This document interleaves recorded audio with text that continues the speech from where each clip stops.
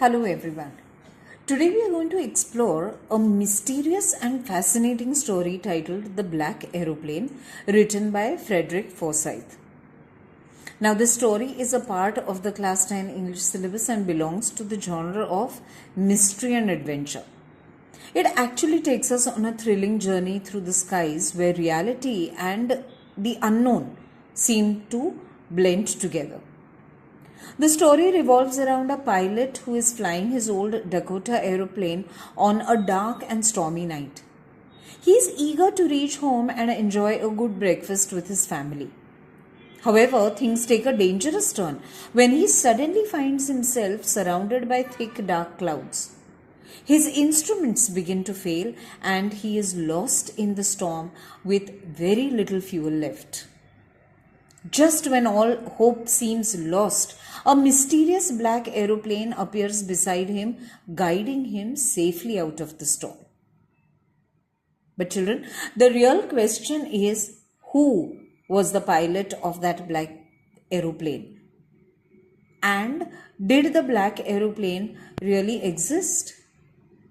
Through this story, we explore themes of hope, faith, courage, and the presence of unknown forces in our lives. Are you ready then? Let us dive into this intriguing story and uncover its mystery together. So here is the story for you. The Black Aeroplane.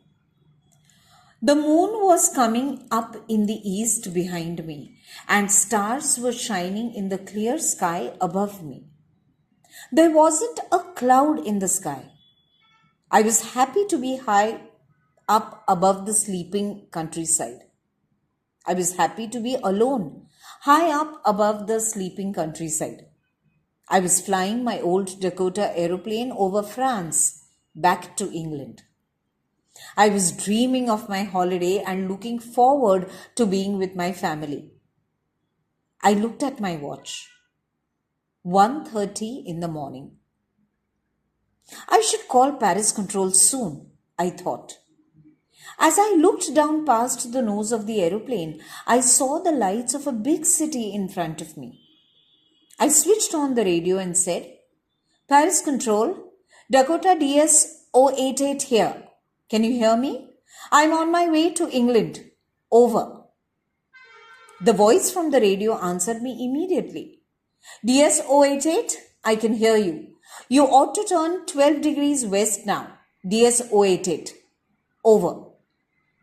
I checked the map and the compass, switched over to my second and last fuel tank and turned the Dakota 12 degrees west towards England. I'll be in time for breakfast, I thought. A good big English breakfast. Everything was going well. It was an easy flight. Paris was about 150 kilometers behind me when I saw the clouds. Storm clouds. They were huge. They looked like black mountains standing in front of me across the sky. I knew I could not fly up and over them, and I did not have enough fuel to fly around them to the north or south. I ought to go back to Paris, I thought. But then I wanted to get home. I wanted that breakfast. I'll take the risk, I thought, and flew that old Dakota straight into the storm. Inside the clouds, everything was suddenly black. It was impossible to see anything outside the aeroplane.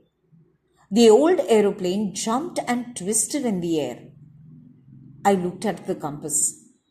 I couldn't believe my eyes. The compass was turning round and round and round. It was dead. It would not work. The other instruments were suddenly dead too.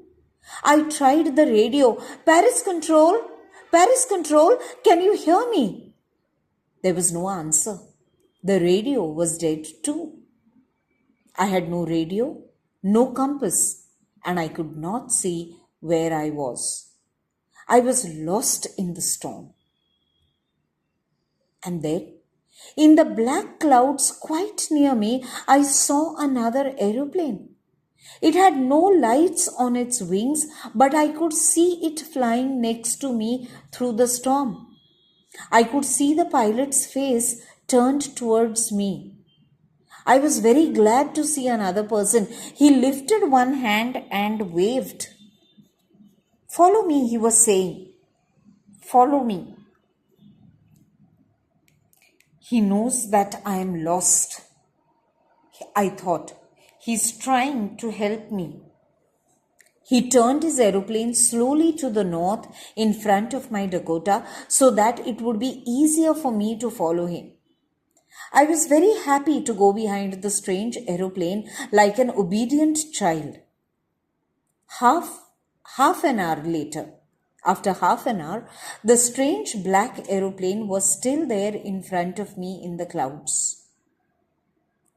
Now there was only enough fuel in the old Dakota's last tank to fly for 5 or 10 minutes more. I was starting to feel frightened again, but then he started to go down and I followed through the storm. Suddenly, I came out of the clouds and saw 2 long straight lines of lights in front of me. It was a runway, an airport. I was safe. I turned to look for my friend in the black aeroplane, but the sky was empty. There was nothing there. The black aeroplane was gone. I could not see it anywhere. I landed and was not sorry to walk away from the old Dakota near the control tower. I went and asked a woman in the control center where I was and who the other pilot was. I wanted to say thank you. She looked at me very strangely and then laughed. "Another aeroplane up there in the storm?" "No other aeroplanes were flying tonight. Yours was the only one I could see on the radar." So who helped me to arrive there safely without a compass or a radio and without any more fuel in my tanks? Who was the pilot on the strange black aeroplane flying in the storm without lights? And that's it, children. This is the story of the black aeroplane.